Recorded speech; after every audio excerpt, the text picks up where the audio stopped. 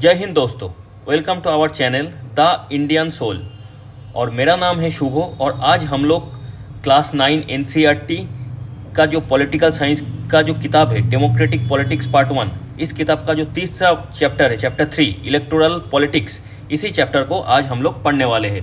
तो electoral politics ये जो वर्ड है इसका मीनिंग क्या है? इसका मीनिंग ये है कि चुनावी राजनीति, यानी हर एक देश, वो देश डेमोक्रेटिक कंट्री हो या तो नॉन डेमोक्रेटिक कंट्री हो, कोई भी कंट्री हो जहाँ पे इलेक्शन होता है, उस इलेक्शन के पीछे राजनीति कैसे काम करता है, उस इलेक्शन को जीतने के लिए क्या क्या राजनीति होता है, ये सारे टॉपिक के ऊपर आज हम लोग इस वीडियो के अंदर पढ़ने वाले हैं। तो यानी जो इलेक्टोरल पॉलिटिक्स है इसका जो मीनिंग है ये है चुनावी राजनीति। तो इस चैप्टर में हम लोग क्या क्या पढ़ने वाले हैं, सबसे पहले वो एक बार ओवरव्यू में देख लेते हैं। तो सबसे पहले हम इस चैप्टर में जो टॉपिक पढ़ने वाले हैं वो है हाउ रिप्रेजेंटेटिव्स आर इलेक्टेड। हर एक देश के अंदर जो इलेक्शन के बाद जनता जो उनका जो पॉलिटिकल रिप्रेजेंटेटिव को चुनता है वो इलेक्शन कैसे होता है, सबसे पहले ये टॉपिक हम लोग पढ़ने वाले हैं। फिर क्या देखने वाले हैं, why elections are necessary, elections चुनाव इतना नेसेसरी क्यों है। फिर why elections are useful in democracy, और ज़्यादातर डेमोक्रेसी के अंदर अगर डेमोक्रेसी को मेंटेन रखनी है तो चुनाव क्यों सबसे ज़्यादा यूज़फुल होता है। तो इसको भी हम इस वीडियो के अंदर जानने वाले हैं। फिर क्या, the basic idea to distinguish democratic election from non democratic election. तो हर एक देश जो डेमोक्रेटिक कंट्री है और जो देश नॉन डेमोक्रेटिक कंट्री है, ये दोनों देश के अंदर इलेक्शन होता है। तो इन दोनों देश का जो इलेक्शन जो प्रोसीड्योर है उसको कैसे हम लोग डिस्टिंग्विश, यानी उसका जो डिफरेंशिएशन है उसको अलग अलग करके कैसे हम उसको जान पाए, चुन पाए। ठीक है। और चौथा नंबर क्या है, चौथा जो टॉपिक है वो है stages and process of election. Election process और स्टेज क्या क्या होता है उसके ऊपर भी हम लोग इस वीडियो के अंदर चर्चा करने वाले हैं। फिर क्या, रोल ऑफ इलेक्शन कमीशन। हर एक देश के अंदर जब इलेक्शन कंडक्ट होता है तो उस इलेक्शन का प्रोसीड्योर कैसे होगा, उसको एग्जीक्यूशन कैसे होगा पूरी इलेक्शन का, ये सारे डिसीजंस कौन लेता है, इलेक्शंस कमीशन। तो इलेक्शंस कमीशन कैसे काम करता है, उसका इलेक्शन के पीछे उसका रोल क्या है, ये सारे चीज़ हम लोग इस वीडियो के अंदर डिस्कस करेंगे। तो सबसे पहले हम ये शुरू करते हैं एक कहानी से, जो कि हर एक एनसीईआरटी का किताब में जो भी चैप्टर का जो पहला पन्ना होता है, पहला पेज होता है, उसमें एग्जाम्पल के लिए कोई ना कोई कहानी दिया हुआ रहता है। तो इसमें क्या दिया हुआ है, इसमें हम लोग जब व्हाई इलेक्शन शुरू करने वाले हैं तो उसी में सबसे पहले एक कहानी दिया हुआ है। वो किसका है, मिस्टर देवीलाल करके एक लीडर है हरियाणा के अंदर, जो कि 1987 का जो चुनाव है वो लड़ने वाले हैं। और इनका जो उम्र है ये है 76 साल की एक इंसान है। संघर्ष समिति, हरियाणा संघर्ष समिति इनका ये चीफ है। और ये 1987 का चुनाव लड़ रहा है। उससे पहले वाले चुनाव में 1982 के जो चुनाव हुआ था उसमें हरियाणा में स्टेट इलेक्शन जो हुआ था उसमें कांग्रेस पार्टी जीत के आई थी और वो 1987 तक रूल करेगी। तो 1987 में फिर से चुनाव होने वाला है और उस चुनाव में ये इंसान कांग्रेस पार्टी के खिलाफ चुनाव लड़ने वाला है और सीएम कैंडिडेट भी यही इंसान है। तो इन्होंने पूरा दिन मेहनत कर रहा है, अभी इलेक्शन कैंपेन कर रहा है, हर जगह पे जाके मीटिंग कर रहा है, पॉलिटिकल मीटिंग कर रहा है, लोगों के साथ कनेक्ट कर रहा है खुद को। और ये एक नया, देखिए हर एक इलेक्शन से पहले हर एक अपोजिशन पार्टी और जो रूलिंग पार्टी भी होता है वो हर एक एजेंडा खड़ा करता है, एक एजेंडा लोगों के सामने खड़ा करता है। जैसे कि यहाँ पे जो देवीलाल है, इन्होंने एक नया युद्ध करके एक एजेंडा, एक स्ट्रगल की कहानी लोगों के सामने खड़ा किया है, स्ट्रगल ऑफ जस्टिस। तो ये इनका कहना ये है, पिछले 5 साल में जो भी पिछला सरकार है वो सरकार उतना अच्छा काम नहीं किया लोगों के लिए। तो ये जब 1987 में फिर से स्टेट इलेक्शन अगर ये चुन के जीत के आते हैं इलेक्शन, तो जाके ये एक नया युद्ध करेंगे और स्ट्रगल करेंगे, कहाँ पे लोगों की जस्टिस के लिए लड़ेंगे। और क्या क्या करेंगे, उन्होंने आते ये बोल दिया, जो भी गरीब इंसान, जो फार्मर्स, जो गरीब किसान, स्मॉल बिजनेसमैन, जो छोटे बिजनेसमैन हैं, ये सारे लोग जो भी सरकार से लोन लेके रखे थे वो सारे लोन माफ़ हो जाएगा। ये उनका एक एजेंडा था इलेक्शन से पहले, इलेक्शन कैंपेन में ये चीज़ उन्होंने और बोला कि हम ये काम करने वाले हैं। तो जाहिर सी बात है, जब ये सारी चीज़ उन्होंने अनाउंस किया तो उनका जो पार्टी था लोक दल, वो पार्टी ये इलेक्शन जीत गया और लगभग 90 सीट के अंदर 76 उन्होंने जीत के लेके आया और वो हरियाणा स्टेट का एक सीएम बना। तो उसके बाद क्या हुआ, उसके बाद आते ही उन्होंने क्या किया, उन्होंने ये सारे जो उन्होंने बोला था जो लोन वो वेव आउट करना था वो सारे लोन उन्होंने माफ़ कर दिया। ठीक है, तो ऐसे करते हुए उन्होंने 5 साल तक अपना जो रूल करने का जो टाइम था उसको पूरा किया। उसके बाद फिर से इलेक्शन हुआ और उस इलेक्शन में ये जो इंसान है देवीलाल ये हार गया, फिर से कांग्रेस पार्टी इलेक्शन जीत गया। तो ये जो कहानी है, इस कहानी से हम लोग क्या, इस कहानी का मतलब यही है, इलेक्शन का खूबसूरती यही है कि अगर हम आपको जो 5 साल का टर्म मिलने वाला है उस टर्म में अगर आप सही तरीके से लोगों की बात नहीं सुनोगे, सही तरीके से नहीं काम करोगे तो आप हार सकते हो। एक छोटे पार्टी भी हार सकता है इलेक्शन में और एक बड़ा पार्टी जैसे कि कांग्रेस 1987 में हार गया था, फिर जाके फिर ये जनता दल आया, जनता दल का काम सही तरीके, लोक दल आया, सॉरी ये लोक दल यानी ये देवीलाल जी गवर्नमेंट बनाए, रूल किया 5 साल, लेकिन वो जो काम पहले बोले थे वो तो किए, जो सारे जो ये जो लोन की माफ़ करना था वो सब सारे कुछ किए, लेकिन पूरे 5 साल उनका कार्यकाल इतना अच्छा नहीं रहा कि अगले 5 साल के लिए भी जनता उनको चुने। तो वो जनता ने उसको इसके 1987 के बाद जब 5 साल बाद इलेक्शन हुआ उनको हरा दिया और कांग्रेस को फिर से चुन लिया। तो इस कहानी का मतलब यही है कि इलेक्शन डेमोक्रेसी के अंदर जब भी इलेक्शन होता है, इलेक्शन कभी भी अपना रूलर, इंसान अपने रूलर को चेंज कर सकता है। आप जितना भी अगर जनता का काम अगर आप नहीं करोगे प्रॉपर्ली तो जनता आपको अपने जगह से हटा देंगे, रूलिंग आपको हटा के एक नया पार्टी को लेके आएंगे, नया पॉलिटिकल लीडर को चुनेंगे। आप बड़ा पार्टी हो या छोटा पार्टी हो, कोई भी पार्टी हो, लेकिन आपकी हारने का चांस, अगर आप काम नहीं करोगे तो आपका हारने का चांस ज़्यादा हो जाता है। यही इस कहानी का मतलब है। और इस कहानी का मतलब ये भी है कि हर एक पार्टी, हर एक लीडर इलेक्शन से पहले कुछ ना कुछ अपना मैनिफेस्टो में डालता है और उसके पीछे अपने एजेंडा को लोगों के सामने लाता है और उसके पीछे काम करता है। क्योंकि यहाँ पे भी ये इंसान जो भी करना था वोट जीतने के बाद ये सारी चीज़ पहले ही अनाउंस कर दिया था। तो ये एक कहानी है, इस कहानी के थ्रू हम लोग ये समझने की कोशिश की है लगभग एक आउटलाइन ऑफ इलेक्शन में क्या क्या होता है, पॉलिटिकल लीडर कैसे बिहेव करता है, जनता कैसे बिहेव करता है, जनता क्या क्या सुनता है, उसके बाद कैसे डिसीजन लेता है, अगर डिसीजन गलत हुआ तो 5 साल बाद कैसे इलेक्शन का रिजल्ट चेंज हो जाता है। ये सारी चीज़ एक छोटे से कहानी के अंदर समरी करके पहले ही बोल दिया गया। अब हम धीरे धीरे करके ये जो कहानी हमने देखा इसका लॉजिक्स क्या क्या है, फिर बाकी जो टॉपिक्स हमने पहले ओवरव्यू में देख लिए थे वो सारी चीज़ धीरे धीरे करके हम अभी पढ़ने वाले हैं। तो सबसे पहले हम क्या देखने वाले हैं, why do we need election, election हमें ज़रूरत क्यों है इलेक्शन की। तो सबसे पहले हमें एक कल्पना करना है कि अगर किसी डेमोक्रेसी या तो किसी कंट्री के अंदर इलेक्शन नहीं होता है तो कैसे हम, अगर एक कंट्री के अंदर इलेक्शन नहीं हो रहा है लेकिन फिर भी वो कंट्री डेमोक्रेसी है, ये कैसे, क्या हम ऐसे कंट्री बना सकता है कि विदाउट इलेक्शन किसी डेमोक्रेसी को हम बना सकता है, ये पॉसिबल है क्या। तो इसको थोड़ा सा हम लोग इमेजिन करने की कोशिश करते हैं। सबसे पहले क्या देखेंगे हम, a rule of people without any election is possible. अगर पॉसिबल हो तो कैसे possible, if all people can sit together every day and take all the decisions. अगर एक डेमोक्रेसी के अंदर अगर इलेक्शन छोड़ के अगर हमें डेमोक्रेसी को मेंटेन करनी है तो क्या पहला काम हमें क्या करनी है, हर एक इंसान को एक साथ बैठ के हर एक डिसीजन लेना पड़ेगा। तो ये क्या पॉसिबल है, but this is not possible in any large community. अगर हमारे भारत जैसे देश में जहाँ पे 140 करोड़ के ऊपर लोग रहते हैं और हर एक अलग अलग कम्युनिटी है, तो ये सारे कल्चर, उनका कल्चर अलग है, तो ये ऐसे सारे लोग अगर एक साथ बैठने की कोशिश करेंगे वो पॉसिबल होगा नहीं। एक साथ बैठ के ये कभी भी एक प्रॉपर डिसीजन में आ नहीं पाएंगे। तो ये भारत जैसे देश के लिए पॉसिबल है नहीं। Nor it is possible for everyone to take decisions on all matters.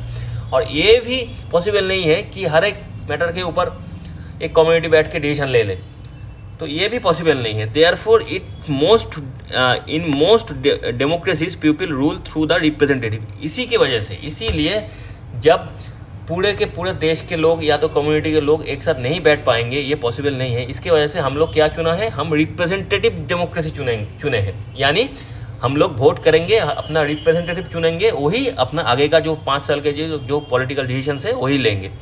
तो इसीलिए अगर हम कोशिश भी करें, अगर हम एक डेमोक्रेसी को कल्पना करने की कोशिश करें वोट को छोड़ के, यानी बिना इलेक्शन किसी डेमोक्रेसी का कल्पना हम नहीं कर सकते, क्योंकि इसमें पॉसिबल लोगों को एक साथ बैठ के एक डिसीजन लेने की जो प्रोसेस है, इसमें काम बनेगा नहीं। तो इसीलिए हम लोग अपना रिप्रेजेंटेटिव चुनते हैं और वही आगे जाके देश को रूल करता है। पॉलिटिकल डिसीजन सारे वो रिप्रेजेंटेटिव लेता है।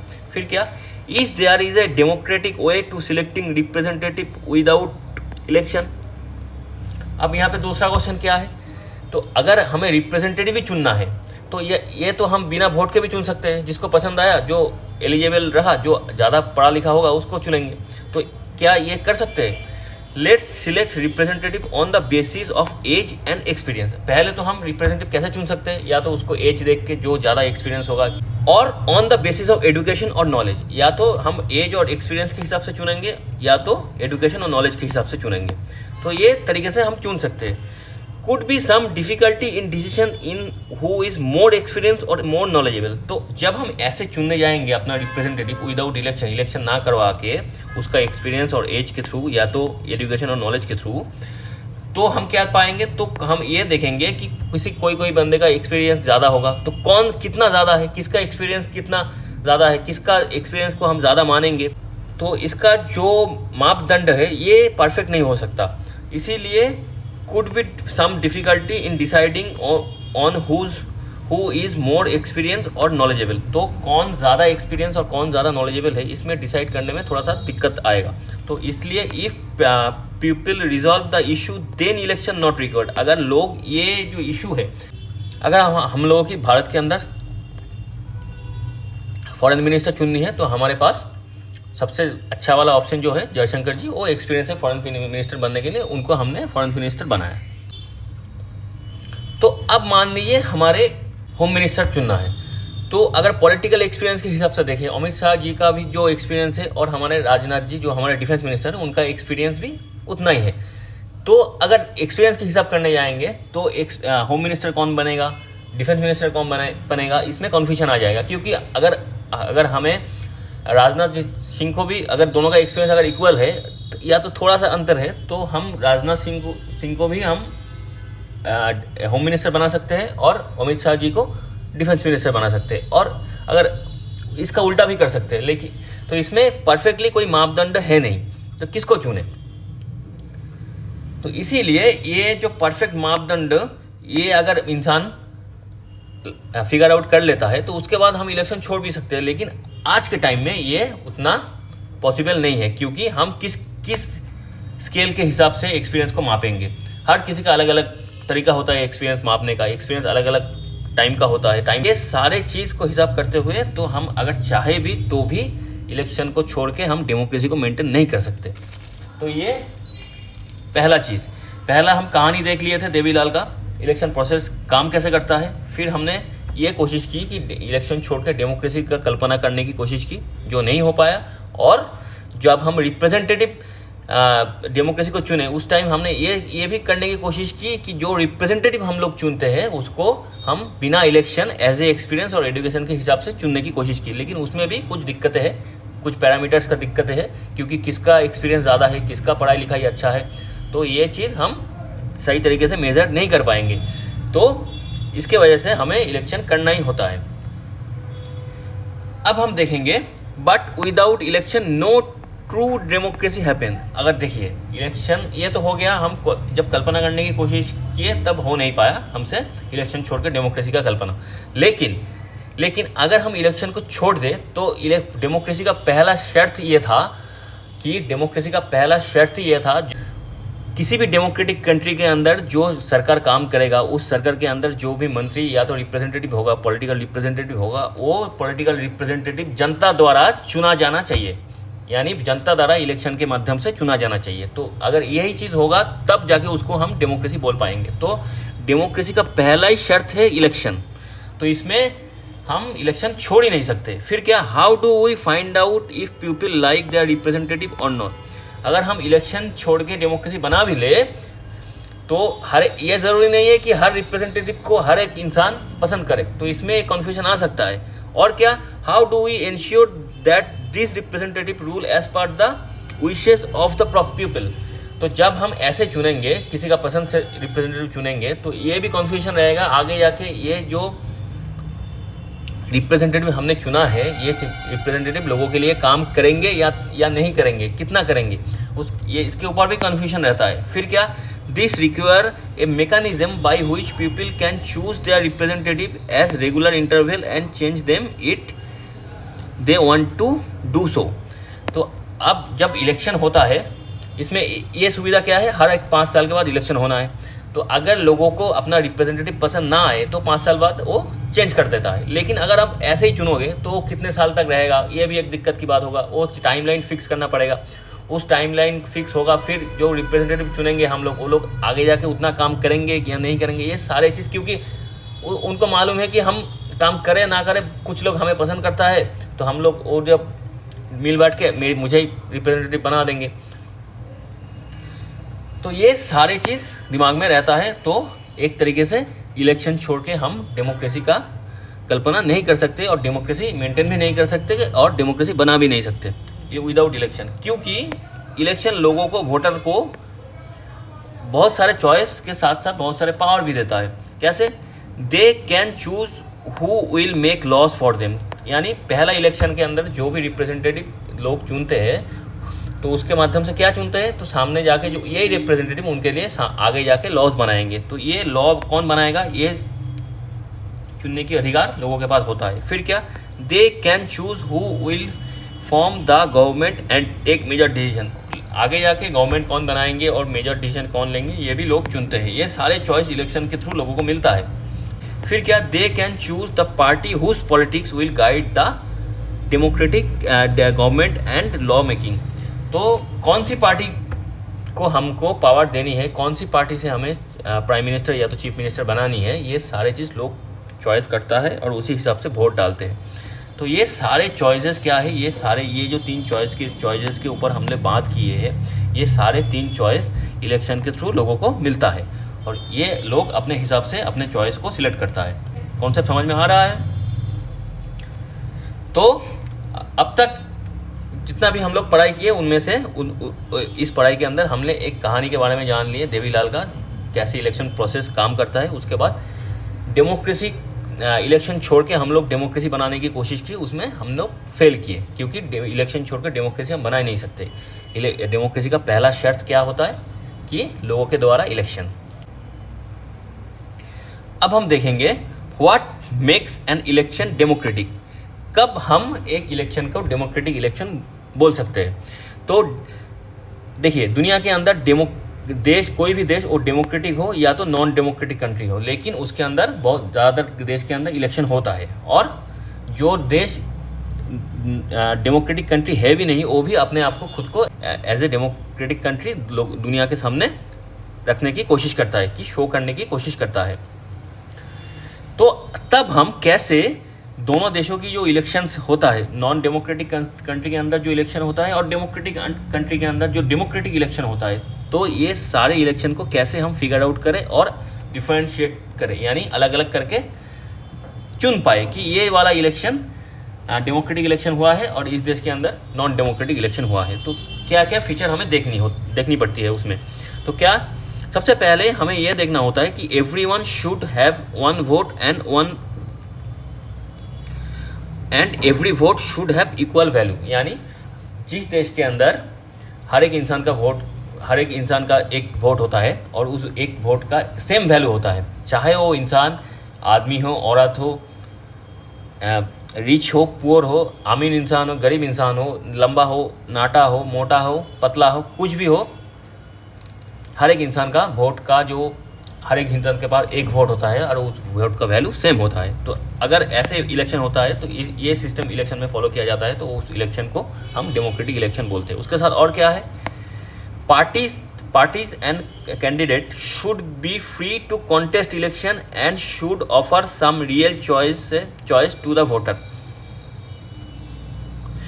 यानी कोई भी पार्टी, कोई भी कैंडिडेट, कोई भी इंसान, यानी कोई भी पार्टी, कोई भी इंसान इलेक्शन में खड़ा हो सकता है और लोगों के पास अपना जो उनका जो बातें है वो बात लोगों के सामने रख सकता है और लोगों को उनको चुनने का जो चॉइस है वो दे सकता है।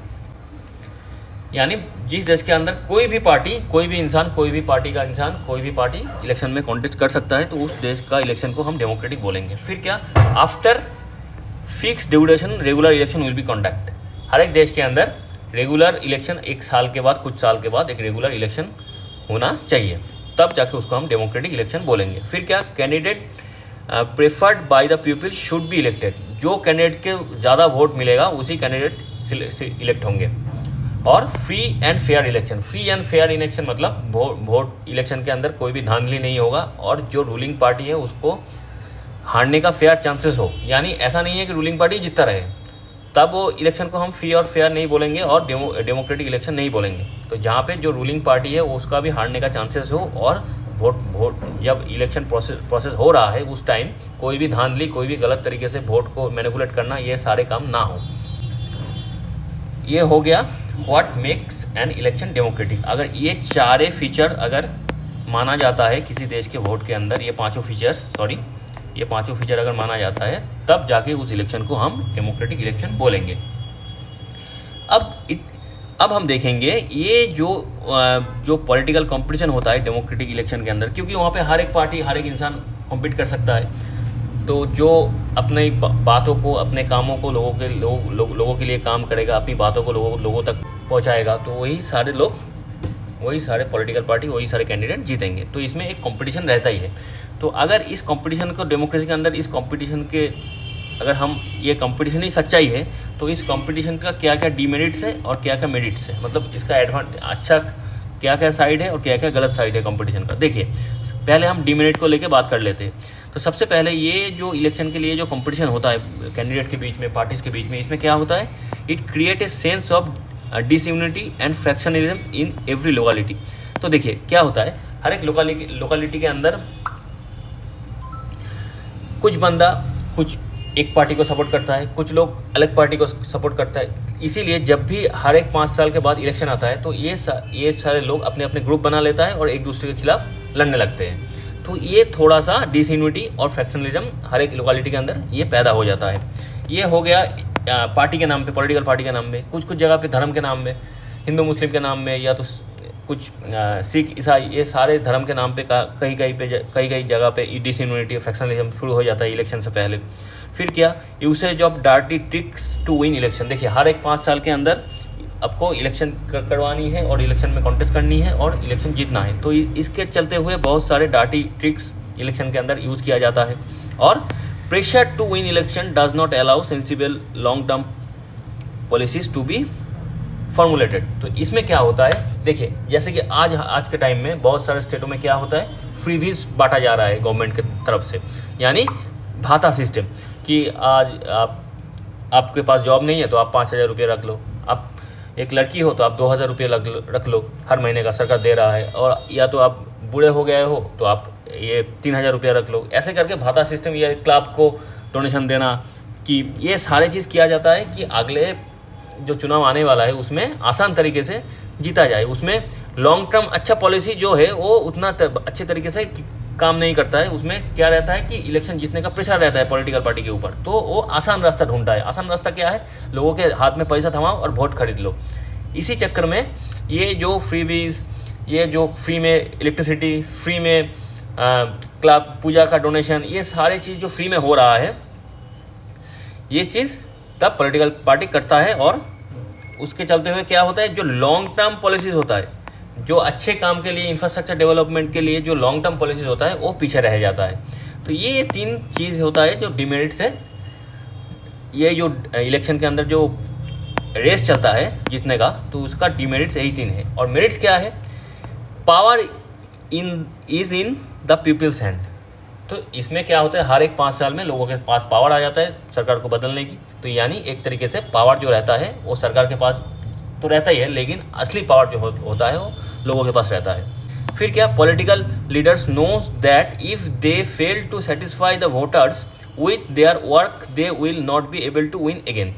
यानी हर एक पॉलिटिकल लीडर को ये मालूम होता है कि अगर 5 साल में हम एक भी अच्छा काम नहीं किए, लोगों के दिल में अगर जगह नहीं बनाए, लोगों के लिए काम नहीं किया, तो 5 साल बाद हम लोगों की हारने की चांसेस बहुत ज़्यादा हो जाएगा, हम हार भी सकते हैं।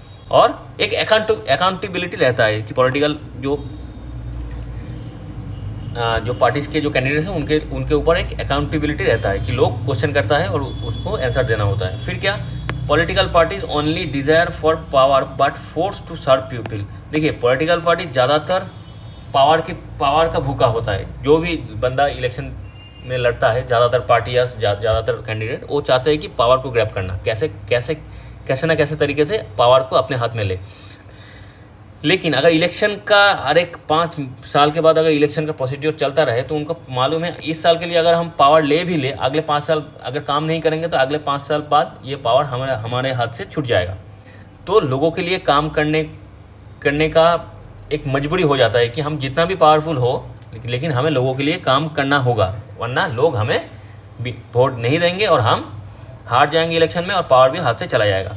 फिर और क्या, regular election in good for long run के लिए, यानी डेमोक्रेसी को मेंटेन करने के लिए हर एक फिक्स टाइम के बाद इलेक्शन होना बहुत ही ज़रूरी होता है। तो ये सारे चीज़ है मेरिट्स। देखिए, हर एक चीज़ का मेरिट्स और डिमेरिट्स रहता ही है, तो इसको इन सारे मेरिट्स और डिमेरिट्स को बैलेंस करके डेमोक्रेसी को मेंटेन करना ही हर एक देश के लिए चैलेंज होता है। तो हमारे देश प्यारे भारत में ये चैलेंज एक्सेप्ट किया गया है और अच्छी तरीके से इलेक्शन भी होता है और हम लोग हमारे जो लार्जेस्ट डेमोक्रेसी है दुनिया का उसको मेंटेन भी कर रहे हैं और लोगों को भलाई के लिए, इंफ्रास्ट्रक्चर डेवलपमेंट के लिए, इकोनॉमिक ग्रोथ के लिए, पॉलिटिकल ग्रोथ के लिए जो भी करना है हमारे सरकार कर भी रहा है। तो ये हो गया पॉलिटिकल जो कंपटीशन होता है उसका मेरिट्स और डिमेरिट्स, यानी इलेक्शन का जो कंपटीशन होता है उसका मेरिट्स और डिमेरिट्स, यानी is it good to have political competition. हम लोग ये टॉपिक कवर कर लिए। तो अब हम देखेंगे what is our system of elections. Election का सिस्टम क्या है भारत के अंदर। देखिए, भारत के अंदर जितना भी इलेक्शन होता है उनमें सबसे बड़ा इलेक्शन जो होता है वो होता है जनरल इलेक्शन, लोकसभा का इलेक्शन, जिसमें हम लोग हमारे प्राइम मिनिस्टर को चुनते हैं। उसके बाद क्या होता है, विधानसभा का इलेक्शन, जिसमें हम लोग हर एक स्टेट के अंदर चीफ मिनिस्टर को चुनते हैं। और बाई इलेक्शन मतलब कोई भी एमएलए और एमपी अगर समय से पहले ही, मतलब 5 साल का टर्म कवर करने से पहले अगर उनका डेथ हो जाता है या तो वो अपना सीट छोड़ देता है, तब उस कॉन्स्टिट्यूएंसी के अंदर बाई इलेक्शन होता है, जिसमें फिर से एमएलए और एमपी चुना जाता है। तो उसको बोला जाता है बाई इलेक्शन। और पंचायत लेवल पे, ग्राउंड लेवल पे, पंचायत लेवल पे और म्यूनिसिपैलिटी लेवल पे जो इलेक्शन होता है उसको पंचायत इलेक्शन और म्यूनिसिपैलिटी का इलेक्शन बोला जाता है, जो कि लोकल गवर्नमेंट के चुनने के लिए होता है। और कुछ इनडायरेक्ट इलेक्शन भी होता है, जैसे कि वाइस प्रेसिडेंट का इलेक्शन या प्रेसिडेंट का इलेक्शन, ये सारे इलेक्शन इनडायरेक्ट तरीके से किया जाता है। तो इनमें से तो हमें इस चैप्टर में बात करनी है लोकसभा इलेक्शन और विधानसभा इलेक्शन, क्योंकि इसमें डायरेक्ट वोट तो लोग बाई इलेक्शन में भी देता है, लेकिन बाई इलेक्शन तभी होता है जब इलेक्शन विधानसभा और लोकसभा इलेक्शन के अंदर जो चुने गए एमपी और एमएलए अपना सीट छोड़ दे, तब या तो उनका डेथ हो जाए, देहांत हो जाए, तब तो बाई इलेक्शन का सिस्टम इसमें आ जाएगा। तो हम अभी लोकसभा और विधानसभा का जो इलेक्शन है जो 5 साल के बाद होता है, हर एक 5 साल में होता है एक बार, जिसमें लोकसभा के अंदर हम लोग एमपी चुनते हैं और विधानसभा के अंदर हम लोग एमएलए चुनते हैं।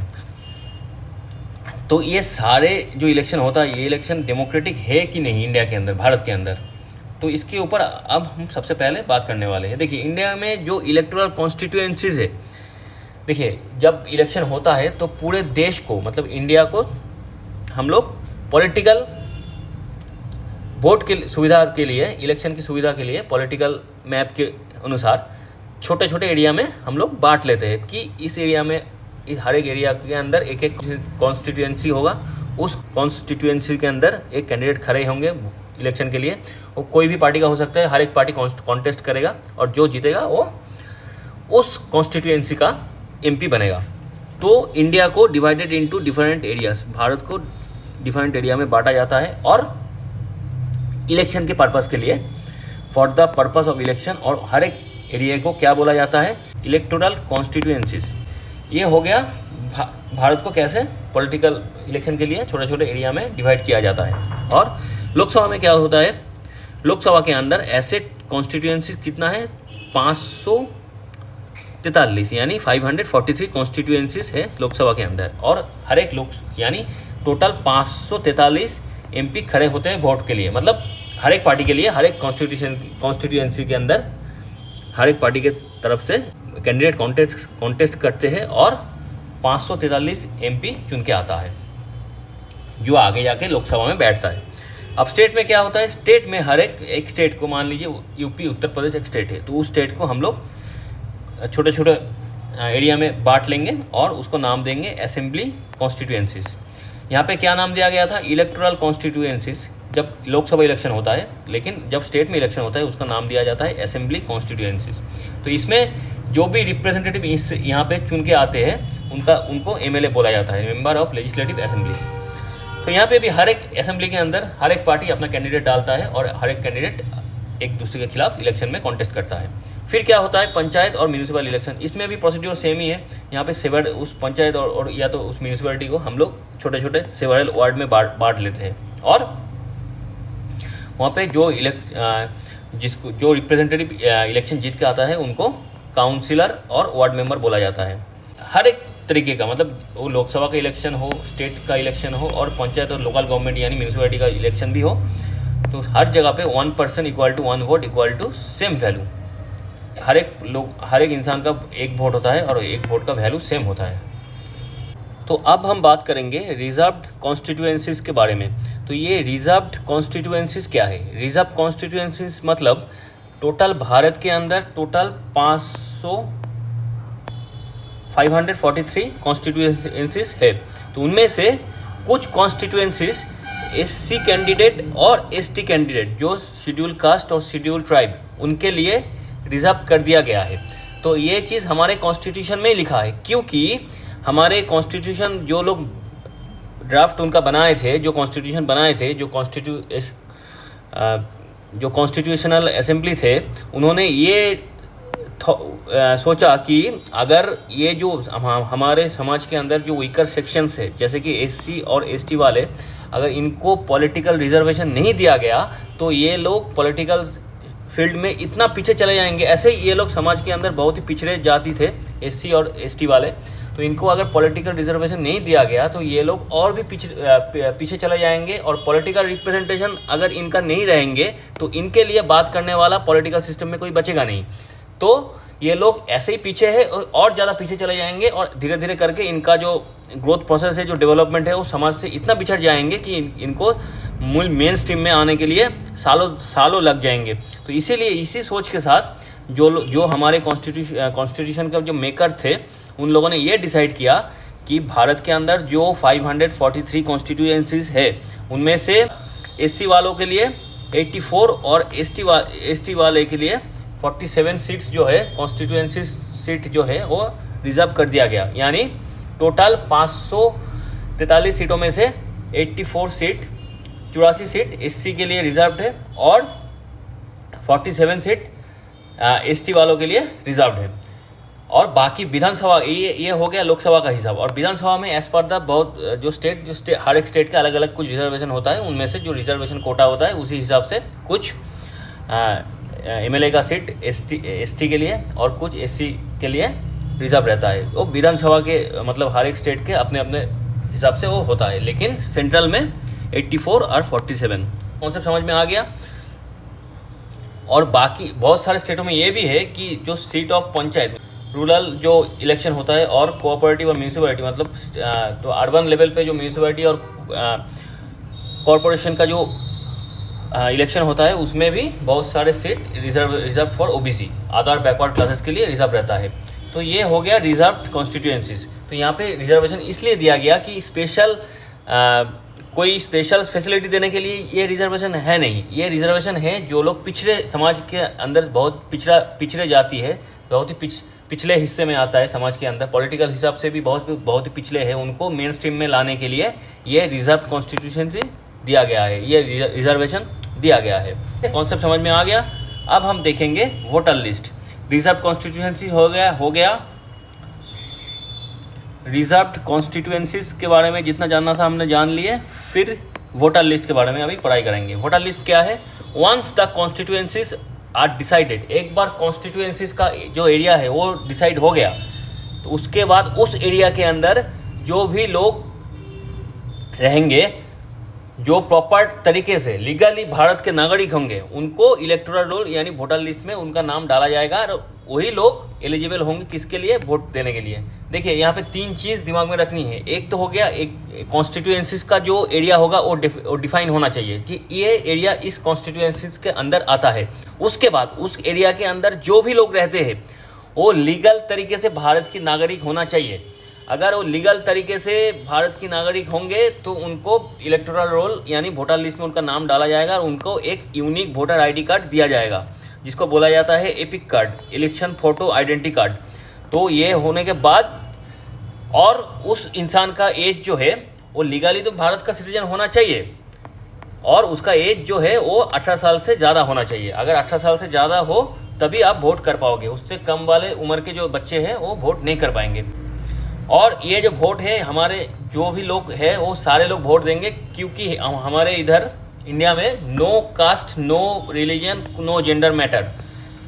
आप 18 साल के ऊपर हो तो उसके बाद आपका आप कोई भी कास्ट का हो, आप एससी से हो, एसटी से हो, जनरल कास्ट से हो, ओबीसी से हो, आपका रिलीजन कोई कुछ भी हो सकता है। आप लड़की हो, लड़का हो, आदमी हो, औरत हो, कोई भी हो, आप 18 साल से के ऊपर हो तो आप वोट करोगे और आपको लीगली इंडिया का नागरिक होना चाहिए, बस यही है। उसके बाद आपको एपिक वोटर आईडी कार्ड जो है वो मिल जाएगा और आप वोटर लिस्ट में आपका नाम डाला जाएगा और आप वोट करोगे। ये हो गया वोटर लिस्ट। अब हम आते हैं उसके बाद वोटर लिस्ट के बाद देखिए ये जो है स्टेट कॉन्स्टिट्यूएंसीज के बारे में लिखा हुआ है अंडर हर एक स्टेट के हिसाब से। जो थोड़ी देर पहले हमने बात की कि टोटल 543 सीट्स है लोकसभा में, उनमें से 412 जनरल का है और बाकी 84 एससी के लिए, 47 एसटी के लिए। और बाकी जितना भी स्टेट है हर एक स्टेट के अनुसार जो उस स्टेट के अंदर जितना लोकसभा का जो सीट है वो लिखा हुआ है इसमें। तो वो आप लोगों की अपने अपने स्टेट के हिसाब से देख लीजिएगा। इसके बाद हम बात करेंगे नॉमिनेशन ऑफ कैंडिडेट का नॉमिनेशन कैसे होता है। देखिए सबसे पहले क्या होता है, there are almost no restriction on anyone to contest an election. हमारे भारत के अंदर डेमोक्रेसी काम करता है, यानी भारत के अंदर कोई भी इंसान, आप में कोई भी इंसान अपना पॉलिटिकल पार्टी बना सकता है और वोट में कॉन्टेस्ट भी कर सकता है। कोई भी इंसान अगर कोई पॉलिटिकल पार्टी का कोई अगर झंडा आपको नहीं मिला तो आप एज ए निर्दलीय कैंडिडेट होके भी आप अपना इलेक्शन कैंपेन कर सकते हो और इलेक्शन में कॉन्टेस्ट कर सकते हो। तो ये हमारे संविधान जो है हमको पावर देता है। और क्या, a voter can be a candidate, जो मैंने बोला कि जो आम इंसान है जो वोट करता है वो भी कैंडिडेट बन सकता है, ठीक है, निर्दलीय कैंडिडेट भी बन सकता है। The only difference is that the minimum age. लेकिन अगर देखिए जो वोटर है वो उसका एज अगर मिनिमम 18 साल के ऊपर हो तो वो वोट डाल सकता है। लेकिन अगर आपको कैंडिडेट होना है तो आपका मिनिमम है 25 मिनिमम होना चाहिए। अगर आप 18 से 25 के बीच में हो तो आप वोट तो डाल सकते हो लेकिन आप कैंडिडेट नहीं बन सकते हो। अगर आपका एज 25 पार हो गया तो आप वोट भी डाल सकते हो और कैंडिडेट भी बन सकते हो। उसके बाद क्या है, political parties nominated there candidate who get the party symbol and support from the party. Political party क्या करता है, वो उनका जो पसंदीदा जो कैंडिडेट होता है उसको खड़ा करता है इलेक्शन में कॉन्टेस्ट करने के लिए और उनके पीछे पॉलिटिकल पार्टी का सिंबल रहता है और पॉलिटिकल पार्टी का सपोर्ट रहता है और जिसको पार्टी टिकट भी बोला जाता है। और नॉमिनेटेड कैंडिडेट को क्या करना होता है, उनको एक नॉमिनेशन फॉर्म को फिल करना होता है और सिक्योरिटी डिपॉजिट करके कुछ एक अमाउंट होता है वो इलेक्शन कमीशन के पास जमा करना पड़ता है। ये हो गया नॉमिनेशन ऑफ कैंडिडेट। और देखिए ये बेसिक चीज़ हमें समझ में आ गया। अब देखिए वो रिसेंटली सुप्रीम कोर्ट ने एक राय दिया है, उसके हिसाब से क्या है, न्यू डायरेक्शन दिया है। उसके हिसाब से जो भी कैंडिडेट इलेक्शन में कॉन्टेस्ट करेगा तो उनको कुछ चीज़ों के बारे में फुल डिटेल देनी है जो कि जनता के सामने भी रहेगा ताकि जनता को डिसीजन लेने में आसानी हो। तो वो क्या क्या चीज़ है, सुप्रीम कोर्ट ने क्या क्या डायरेक्शन दिया है कि जो कैंडिडेट इलेक्शन में खड़ा होगा वो अपने खिलाफ कोई भी सीरियस क्रिमिनल केस पेंडिंग है कि नहीं ये कैंडिडेट को अनाउंस करना पड़ेगा, यानी बोलना पड़ेगा पहले ही। और detail of the assets and liabilities of the candidate और हिज और हर फैमिली। तो उनके कोई कि कितना कितना संपत्ति है, कितना लाइबिलिटीज़ है, कितना लोन लेके रखा है, उनके फैमिली का कितना संपत्ति है, कितना कितना प्रॉपर्टी है, कितना लोन लेके रखा है, ये सारे जितना भी एसेट्स और जितना भी लाइबिलिटीज़ है ये भी सामने लाना पड़ेगा उन कैंडिडेट को। और उनका जो एजुकेशन और क्वालिफिकेशन है वो भी जनता के सामने बोलना पड़ेगा।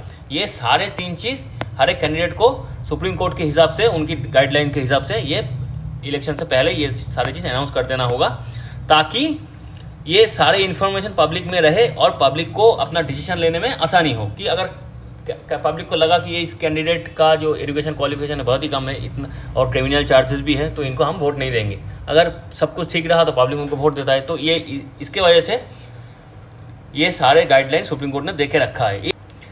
अब हम देखेंगे इसके बाद ये कैंडिडेट का बारे में जो हो गया, नॉमिनेशन के बारे में हम लोग देख लिए, नॉमिनेशन ऑफ कैंडिडेट की देख लिए। उसके बाद हम देखेंगे इलेक्शन कैंपेन। इलेक्शन कैंपेन क्या होता है? इलेक्शन कैंपेन मतलब क्या है? इसका आसान शब्द में अगर हम समझना चाहे इलेक्शन कैंपेन को, हर एक पॉलिटिकल पार्टी, हर एक नेता, हर एक कैंडिडेट इलेक्शन से पहले बहुत बड़े बड़े वादे करते हैं पब्लिक के लिए। पब्लिक के पास जाते हैं और बोलते हैं कि हम इलेक्शन जीत के आएंगे तो ये बड़े बड़े काम करेंगे। ये जो उनकी जो बातें होता है इलेक्शन से पहले पब्लिक की दिल जीतने के लिए जो भी कैंपेन उनका होता है उनको बोला जाता है इलेक्शन कैंपेन। कि आसान शब्द में इसको बोला जाता है election campaign. In election campaign political parties try to focus on public attention on some big issues. तो गरीबी हटाएंगे, जितना भी अनएम्प्लॉयमेंट है उसको हटाएंगे, भारत की जीडीपी को और आगे लेके जाएंगे। ये सारे बात हर एक पॉलिटिकल पार्टी जो रूलिंग में रहता है वो भी बोलता है, जो अपोजिशन में रहता है वो भी बोलता है कि इलेक्शन से पहले बड़े बड़े बातें करना, ये सारे बिग अनाउंस करना और उसी के ऊपर लोगों का जो फोकस है उसको खींचना, ये सारे चीज़ होता है election campaign. Sometimes necessary to regulate campaigns to ensure that every political party and candidate get a fair equal chance to compete।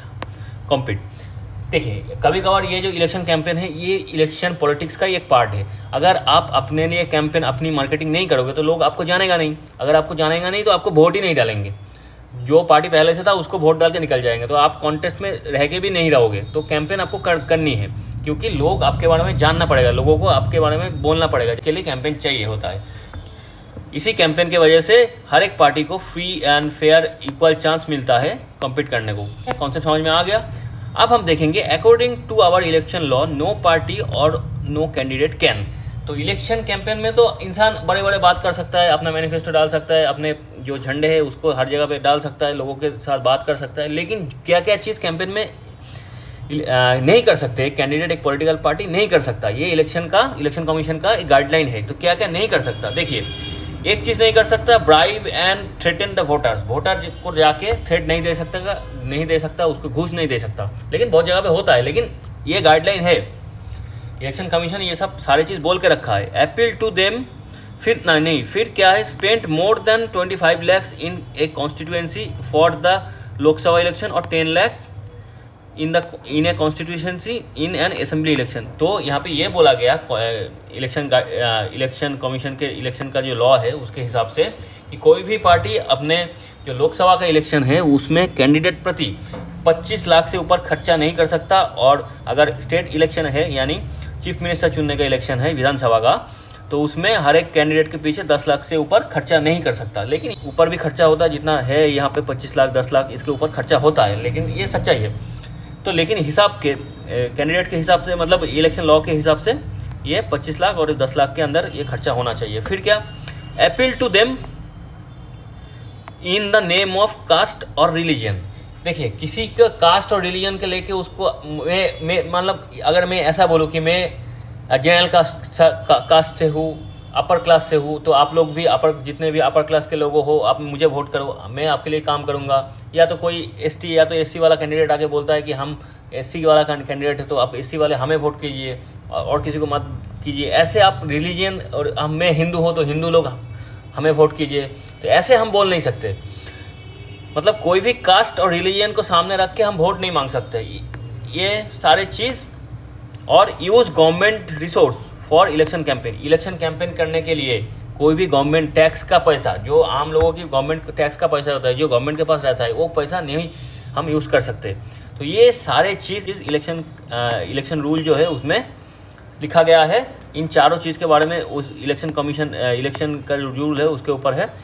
ये चारों चीज़ हर एक पार्टी को ध्यान में रखना है, हर एक कैंडिडेट को ध्यान में रखना है कि ये सारी चीज़ नहीं करना है। लेकिन फिर भी थोड़ा बहुत लूपहोल्स तो है ही, ये सारी चीज़ होता भी है। If they do not, their election can be rejected by the court even after they have declared elected. देखिए ये सारे जो नियम हैं, जो कानून है, अगर ये वायलेट होता है तो आगे जाके जो कैंडिडेट ये सारे रूल्स को वायलेट करेगा, उसके वो इलेक्शन जीत भी जाए, उसका इलेक्शन का जो सीट है उसका जीतने के बाद जो एमएलए या तो एमपी का जो सीट है वो कैंसिल हो सकता है। ये कोर्ट के हिसाब से होगा। कोर्ट में केस अगर चलता है तो कोर्ट अगर डिसीजन देता है कि इनका जो सीट है वो कैंसिल हो जाएगा, ये एमपी और एमएलए नहीं बन के रहेंगे क्योंकि ये सारे रूल्स जो इलेक्शन का जो रूल्स है वो माने नहीं थे। तो अगर ऐसा होने का चांसेस होता है क्योंकि कोर्ट के पास ये पावर है। तो अब इलेक्शन कैंपेन के बारे में भी हम लोगों की कॉन्सेप्ट क्लियर हो गया, क्योंकि इलेक्शन कैंपेन क्या है डेफिनेशन पहले ही समझ लिए। फिर इलेक्शन कैंपेन में कैसे फेयर एंड फ्री चांस मिलता है सबको अपने बातों को जनता के सामने रखने के लिए, और क्या क्या नहीं करना होता है इलेक्शन कैंपेन के अंदर वो भी लिखा हुआ है। जो 4 रूल है इसको मानना पड़ता है। अगर ये वायलेट होता है तो बाद में जाके कोर्ट जो कैंडिडेट ये सारी चीज़ वायलेट करके जीत के आता भी है उसका जो विधानसभा और लोकसभा का जो सीट है उसको कैंसिल कर भी सकता है। फिर हम क्या देखेंगे, model code of conduct for election campaign. Election campaign का जो मॉडल कोड ऑफ कंडक्ट है, जो कानून के हिसाब से जो मॉडल कोड ऑफ कंडक्ट है वो क्या है। देखिए according to this no party और कैंडिडेट क्या नहीं कर सकता। मॉडल कोड ऑफ कंडक्ट क्या है, use any place of worship for election propaganda. मतलब हम किसी मंदिर मस्जिद में जाके या तो चर्च में जाके इलेक्शन प्रोपागेंडा, इलेक्शन का जो कैंपेन है उसको नहीं कर सकते। ये पहला चीज़ है। दूसरा क्या है, use government vehicles, aircraft and official for election के कैंपेन के लिए हम कोई भी गवर्नमेंट का जो ऑफिशियल्स उनको नहीं यूज़ कर सकते, गवर्नमेंट का कोई व्हीकल को यूज़ नहीं कर सकते, उसका एयरक्राफ्ट, उसका हेलीकॉप्टर, जो भी गवर्नमेंट प्रॉपर्टी है उसको हम यूज़ नहीं कर सकते। फिर क्या, फिर once elections are announce ministers shall be not lay foundation stone of any project, take any big policy decisions or make any promise of providing public facilities।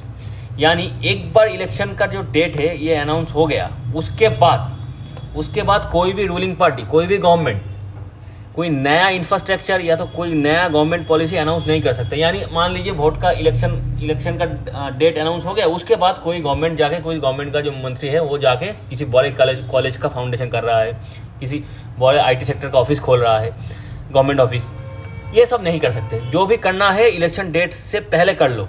Election date announce हो गया उसके बाद आप नए प्रोजेक्ट, नए government infrastructure ये सब announce करके लोगों की मन को बहला नहीं सकते, क्योंकि ये सब आपको करना है तो इलेक्शन डेट से पहले कर लो।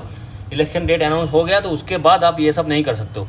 फिर आप इलेक्शन जीत जाओ फिर करो, कोई दिक्कत नहीं है। लेकिन ये इलेक्शन डेट अनाउंस होने के बाद से इलेक्शन कंडक्ट होने के बीच में जो टाइम है उस टाइम के अंदर आप कोई भी नए काम नहीं कर सकते हो।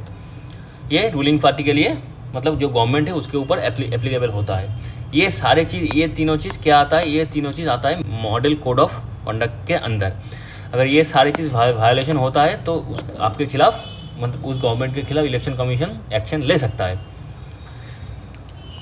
ये हो गया मॉडल कोड ऑफ कंडक्ट। अब हम देखेंगे polling and counting of vote. कैसे वोट को पोल किया जाता है, यानी वोट दिया जाता है और उसको काउंट किया जाता है। देखिए, final stage of an election is the day when the voters cast और पोल देयर वोट। यानी इलेक्शन का कैंपेनिंग हो गया, उसके पहले, सबसे पहले इलेक्शन में पार्टियां अपने अपने कैंडिडेट को खड़े किए, उसके पीछे सपोर्ट दिया, उसके पीछे कैंपेन किए, ठीक है।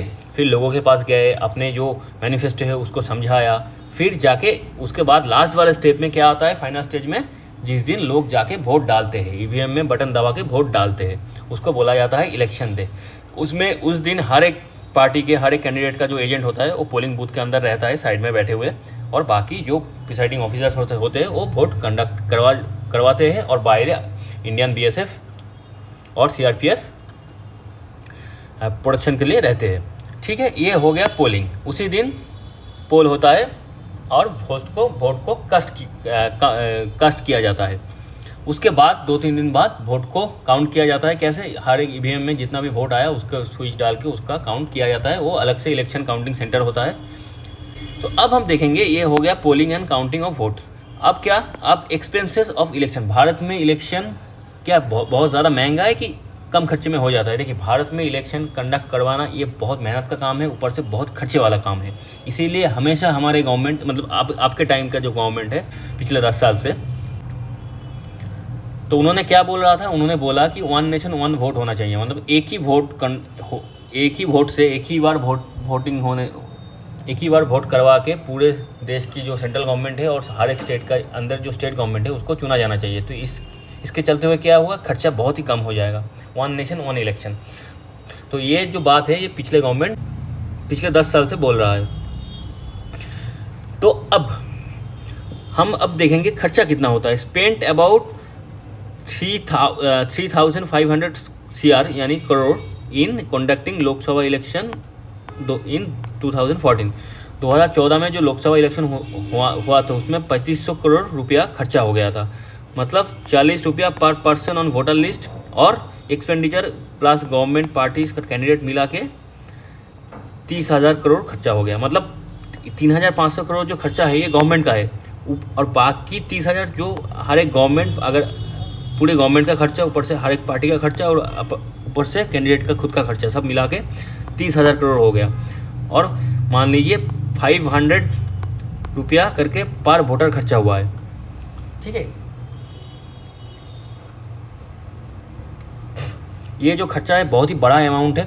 अगर हमारे देश 1 नेशन 1 इलेक्शन का जो पॉलिसी है उसको मान लेता है तो ये बहुत सारा खर्चा बच जाएगा, क्योंकि हमारे ये सिर्फ लोकसभा में इतना खर्चा हो गया, तो उसके बाद हर एक स्टेट में इलेक्शन होता है तो उसमें अलग से खर्चा।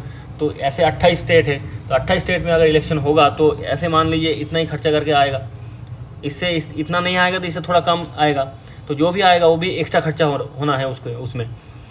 तो अगर हम एक ही बार कर लेंगे तो इसी खर्चे के अंदर पूरा का पूरा देश के अंदर इलेक्शन हो जाएगा। और अब हम देखेंगे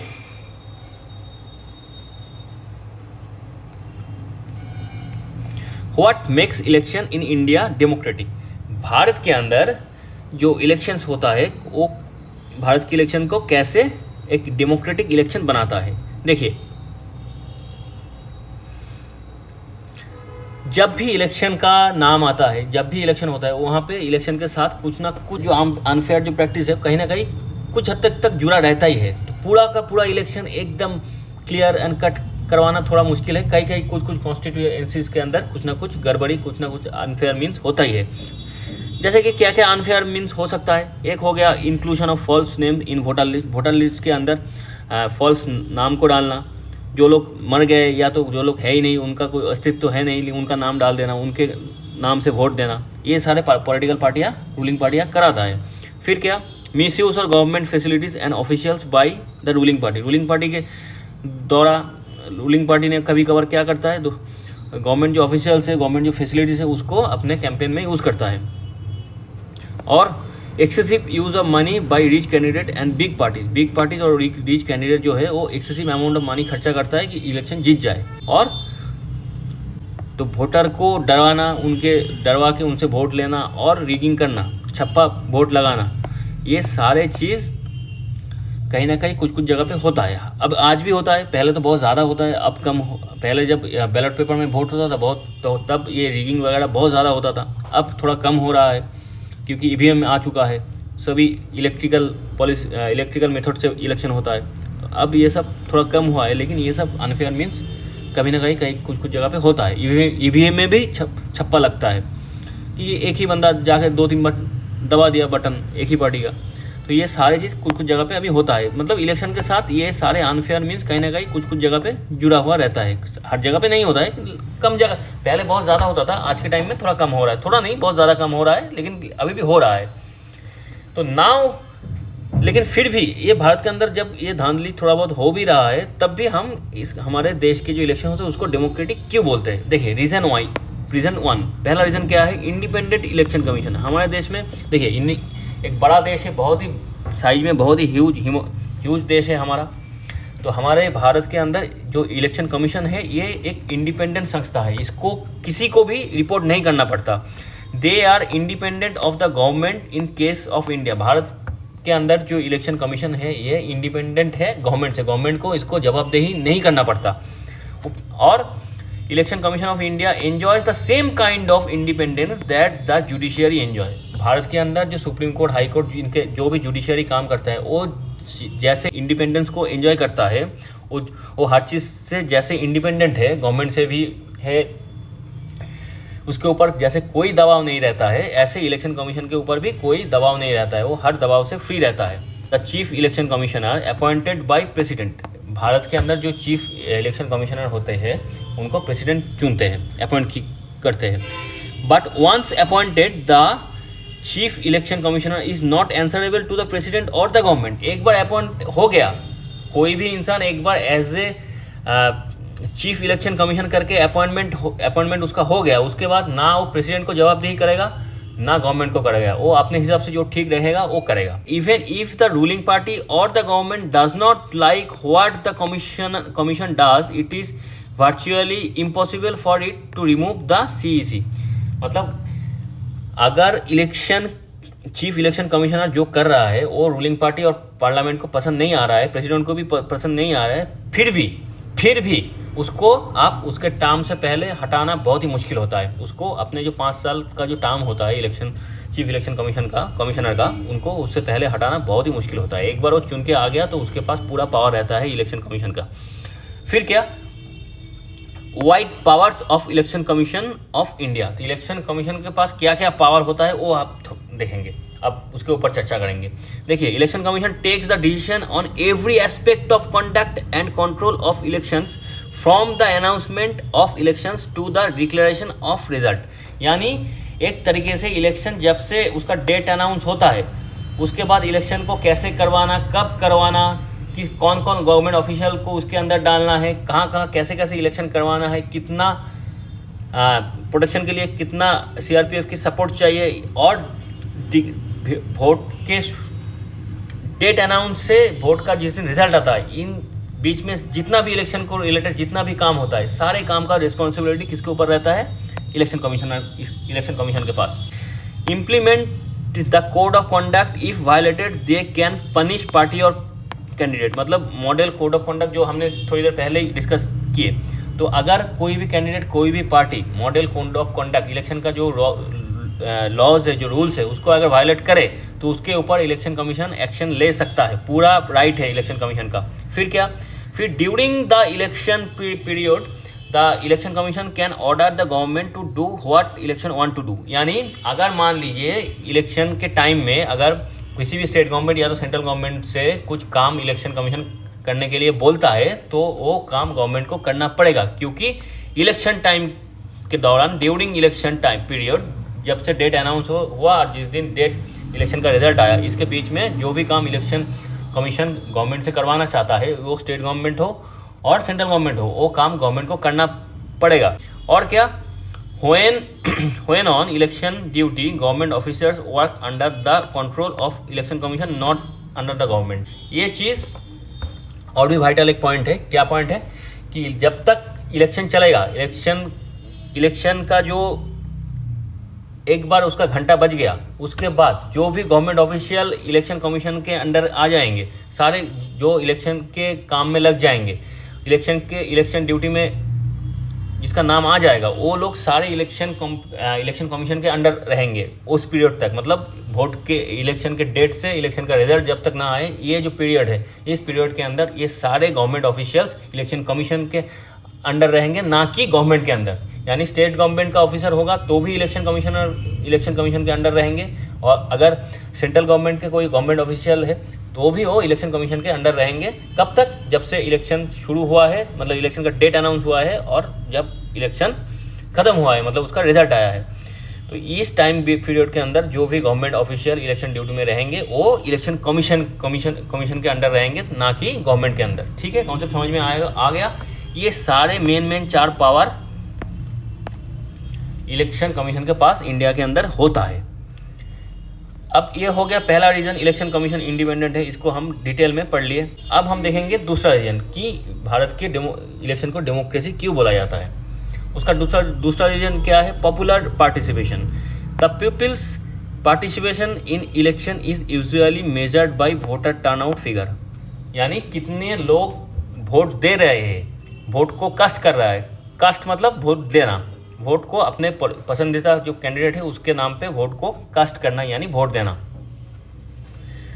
कितने परसेंट लोग वोट दे रहा है उसके ऊपर उस देश का पॉपुलर पार्टिसिपेशन काउंट होता है। मतलब बहुत अच्छे संख्या में अगर वोट देते हैं, लोग वोट देते हैं, तो माना जाता है कि सही तरीके से इलेक्शन हो रहा है, लोग पॉलिटिकल जो सिस्टम चल रहा है उसके साथ जुड़ रहा है और अपना जो पावर है उसको अप्लाई कर रहा है। तो indicate that percentage of eligible voter who actually can cast their vote in India turnout is increase. तो पहले क्या होता था, पहले बहुत कम लोग वोट देते थे, आधे लोग डर के मारे घर से निकलते थे नहीं थे, क्योंकि बाहर जाएंगे तो अपोजिशन पार्टी वाले जो जिनको वोट देना चाहता है उसके अपोजिशन वाले उसको रोकेंगे। ये सारी चीज़ पहले होता था, तो तब वोटर टर्नआउट बहुत ही कुछ जगह पे तो बहुत ही कम होता था। जहाँ पे रिगिंग छप्पा ये सब होता था वहाँ पे बहुत ही कम होता। बिहार में भी तो बहुत दिक्कत था। तो ये सारे चीज़ तब होते थे, लेकिन आज के टाइम में ये जब से ईवीएम आया, ये सारे चीज़ एडवांस हुए, वोटिंग सिस्टम, ये वोटर टर्नआउट जो है ये इंक्रीज़ हुआ है। In India the poor, illiterate and underprivileged people vote in larger proportion as compare to the rich and privilege section. Bharat के अंदर क्या हो रहा है, जो लोग पोर कम्युनिटी से आता है, जो लोग गरीब है, जो इनलिटरेट है और अंडर प्रिविलेज्ड है, वो भारत के अंदर जो वोटिंग प्रोसीड्यूर है उसके साथ ज़्यादा जुड़ रहा है और अपना जो वोटिंग राइट है उसको ज़्यादा अप्लाई कर रहा है और ज़्यादा वोट दे रहा है, और वोटर टर्नआउट जो है वो इंक्रीज़ करवा रहा है भारत का।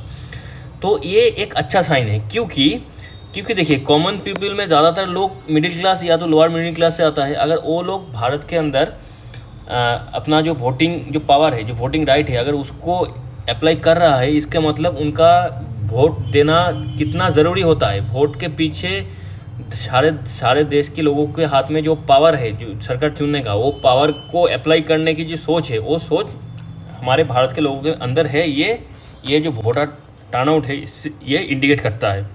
Common people in India attach a lot of importance to elections. ये जो कॉमन पीपल है उनके लिए ये इलेक्शन का जो इम्पोर्टेंस है वो बहुत ही ज़्यादा है, और इलेक्शन के लिए उनका जो इम्पोर्टेंस है, मतलब इलेक्शन के लिए कॉमन लोगों का इम्पोर्टेंस बहुत ज़्यादा है, और कॉमन लोगों के लिए इलेक्शन का जो इम्पोर्टेंस है वो भी बहुत ही ज़्यादा है। और public feels they can put pressure on political parties.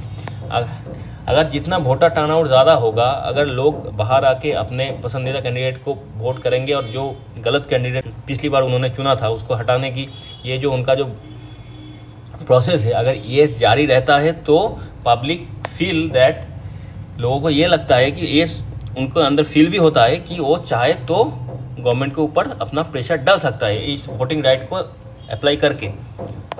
और the interest of voters in election activities has been increasing. और डे बाई डे भारत के अंदर पॉलिटिकल थॉट्स जो है, और प्रॉपर पॉलिटिकल थॉट मतलब पढ़ाई लिखाई जानने के बाद, मतलब हर एक पॉलिटिकल पार्टी के बारे में जानने के बाद, उनके बारे में पहले क्या होता है, तो हर कोई ऐसे ही जो लोकल पॉलिटिकल लीडर होते थे वो कुछ बोले वही मान लिया, उसी के हिसाब से वोट डाल दिया। लेकिन आज के टाइम में जब से ये डिजिटल इंडिया हुआ है और इंटरनेट बहुत ही सस्ता हुआ है भारत के अंदर, तो लोग अपने मोबाइल से, अपने कंप्यूटर से इंटरनेट को यूज़ करके हर एक पॉलिटिकल पार्टी के बारे में, हर एक पॉलिटिकल पार्टी का सोच क्या है, हर एक कैंडिडेट कैसा है, इनके बारे में सारी इन्फॉर्मेशन उनको मिलता है। और ये सारी चीज़ देख के जो पॉलिटिकल अवेयरनेस है ये लोगों के अंदर पहले से ज़्यादा जागरूक हुआ है।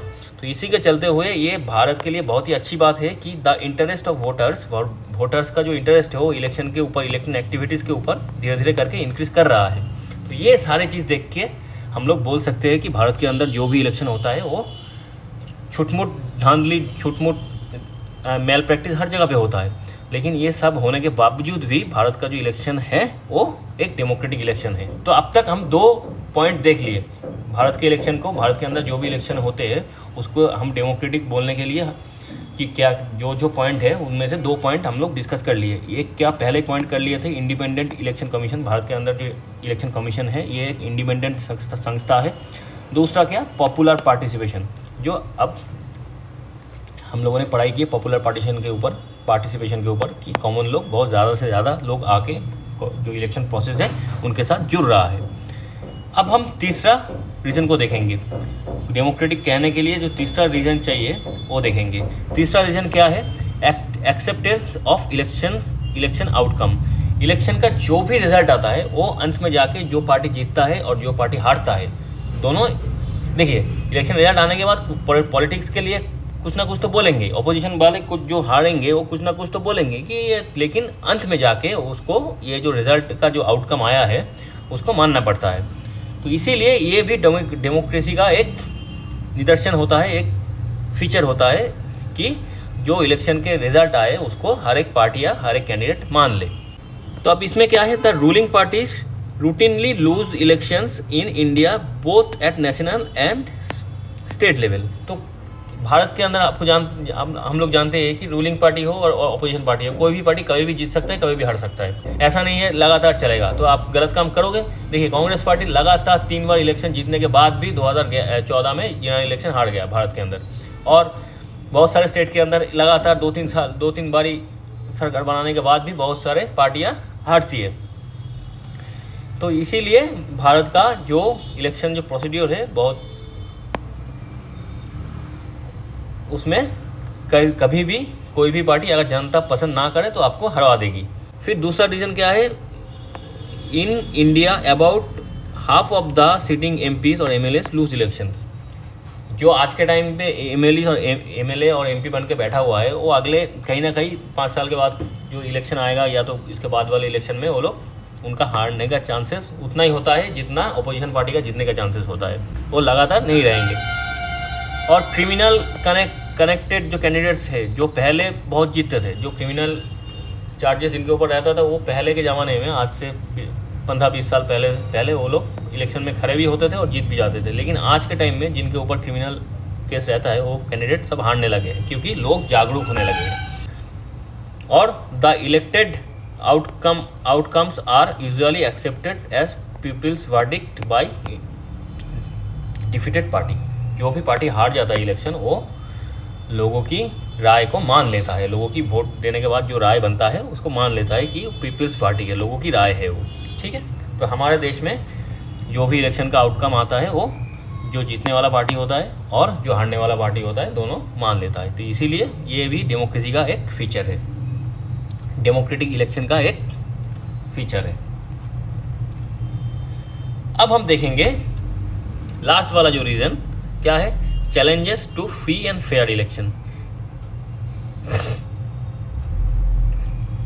Challenges to free and fair election. Free and Bharat के अंदर फ्री और फेयर इलेक्शन के होने से क्या क्या चैलेंज इसको रोकता है। अब ये सारे चैलेंजेस को ओवरकम करके कैसे डेमोक्रेटिक तरीके से भारत के अंदर इलेक्शन होता है। देखिए क्या क्या चैलेंजेस हो सकता है फ्री एंड फेयर इलेक्शन के खिलाफ। चैलेंजेस ये है, पहला चैलेंज क्या है? Candidates and parties with A lot of money may not be sure there victory but they have advantage over small parties. देखिए जो कैंडिडेट के पास ज़्यादा पैसा होता है, आसान सी बात है कि वो कैंडिडेट वो पार्टी इलेक्शन का जो कैंपेन होगा उसमें ज़्यादा पैसा खर्च करेगा तो लोगों के पास ज़्यादा पहुँचेगा उनकी बातें, तो हर वक्त टीवी में एडवर्टाइजमेंट आएंगे उनके बारे में। तो एक तरीके से उनको एक एडवांटेज तो मिलता है कि जो कमज़ोर कैंडिडेट है जिनके पास पैसा उतना ज़्यादा नहीं है, उसका इलेक्शन कैंपेन उतना बड़ा नहीं है, तो उनके ऊपर ये जो जिसके पास पैसा है उसको तो एडवांटेज तो मिलता है, लेकिन ये श्योर नहीं है कि वो जीतेगा ही। लोगों के पास आज के टाइम में ये डिजिटल इंडिया होने के बाद, इंटरनेट आने के बाद सस्ते में, तो लोग ऐसा नहीं कि बस टीवी के ऊपर भरोसा करके बैठे रहते हैं। वो लोग अपने इंटरेस्ट के हिसाब से पॉलिटिकल जो न्यूज़ है उसको देखते रहते हैं और अपने हिसाब से जो उनका जो डिसीजन है उसको पहले से ही बना लेता है। तो इसीलिए ये देखिए एक तरीके का जिसके पास पैसा ज़्यादा है उसके पास एडवांटेज तो है, फ्री और फेयर तो है नहीं कि जो कमज़ोर पार्टी है, जो कमज़ोर कैंडिडेट है उसके साथ उसका जो कंपटीशन है वो फ्री एंड फेयर नहीं है। लेकिन जब जीतने की बारी आती है तब चांसेस 50-50 हो जाता है। जितना भी वो खर्चा कर ले, लोगों के पास इतना साधन तब है कि वो अपने डिसीजन को सही तरीके से ले पाए। तो यहाँ पे चैलेंज क्या है? पैसा। जिनके पास ज़्यादा पैसा है उनके पास अपने बात को प्रोपागेंडा फैलाने की, अपने जो इलेक्शन कैंपेन है उसको बड़ा करने की एक साधन रहता है, जो कमज़ोर पार्टी के पास, कमज़ोर कैंडिडेट के पास नहीं रहता है। लेकिन जो इंटरनेट का जो कॉस्ट है भारत के अंदर, जो स्मार्ट मीडिया है, जो सोशल मीडिया है, उसके दौरान एक न्यूट्रल कंडीशन बनी जाता है, जहाँ पे जो ज़्यादा खर्चा कर रहा है वो जितना भी खर्चा कर ले, लोगों के पास अगर वो कुछ गलत काम किया है तो लोगों के पास वो इन्फॉर्मेशन चला जाता है, तो लोग अपने तरीके से डिसीजन ले पाते हैं कौन सही रहेगा, कौन गलत रहेगा। तो इसीलिए चैलेंज तो है, लेकिन उसको ओवरकम करने का जो तरीका है, जो चांसेस है, जो सिस्टम है, वो भी है। ये पहला चैलेंज हो गया, उसको जीतने का रास्ता भी हो गया। दूसरा क्या, crime connected candidate often secure ticket from major parties. देखिए, कभी कभार होता है कि जो लोग बाहुबली होता है, जिनके पास क्राइम का बहुत ज़्यादा बड़ा रिकॉर्ड होता है, कभी कभार कुछ पार्टियाँ उनको भी टिकट दे देता है इलेक्शन में। ये पहले अब जब देते थे तब वो अपना ताकत दिखा के इलेक्शन जीत भी जाते थे, लेकिन आज के टाइम में क्या है, तो जितना भी क्राइम कर ले, लोगों के पास न्यूज़ पहुंच जाता है, क्योंकि सोशल मीडिया है, बहुत सारे इंडिपेंडेंट न्यूज़ चैनल है, तो ये लोग उस कैंडिडेट के बारे में खबर छाप ही देते हैं, तो लोगों के पास इन्फॉर्मेशन पहुंच जाता है कि ये बंदा क्राइम करके बैठा हुआ है। तो एक वो जो बाहुबली बंदा है जो क्राइम करके बैठा हुआ है, उसके बाद एक ताकत है, पॉलिटिकल सपोर्ट है जीतने का, लेकिन उसके बारे में टोटल इन्फॉर्मेशन लोगों के पास रहता है। तो लोग जब वोट देने जाते हैं, उसके दिमाग में रहता है कि सामने वाला कैंडिडेट क्रिमिनल है, इसी हिसाब से वोट भी डालते हैं, और क्रिमिनल वाला कैंडिडेट आज के टाइम में तो हारने लगे हैं।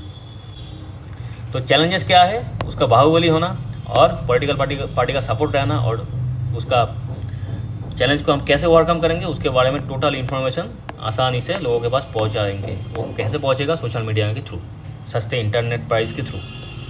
फिर क्या, फैमिली राज इन पार्टीज। देखिए, बहुत सारे पार्टीज़ में क्या है, फैमिली राज चलता है। जैसे कि मान लीजिए एक ही फैमिली सालों दर साल उनका जो बच्चे आने लगे हैं, वही पार्टी का अध्यक्ष बनने लगा, फिर उसके बाद जो सीएम कैंडिडेट और पीएम कैंडिडेट बनने लगे, तो एक तरीके से फैमिली राज चलता है। तो ये चीज़ आज के टाइम में लोगों को मालूम है, और लोग इसके सपोर्ट में एकदम नहीं है।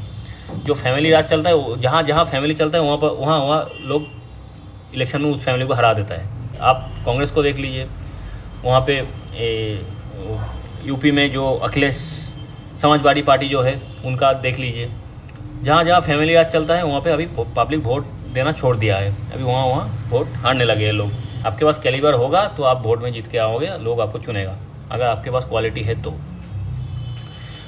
अब चौथा चैलेंज क्या है, very often elections offer little choice to ordinary citizen for both the major parties and quite similar to each other both in policies and practice. Very often elections, तो अभी वेरी ऑफन क्या होता है कि बहुत बार ऐसा होता है कि जो रूलिंग पार्टी है और जो अपोजिशन पार्टी है, उनका जो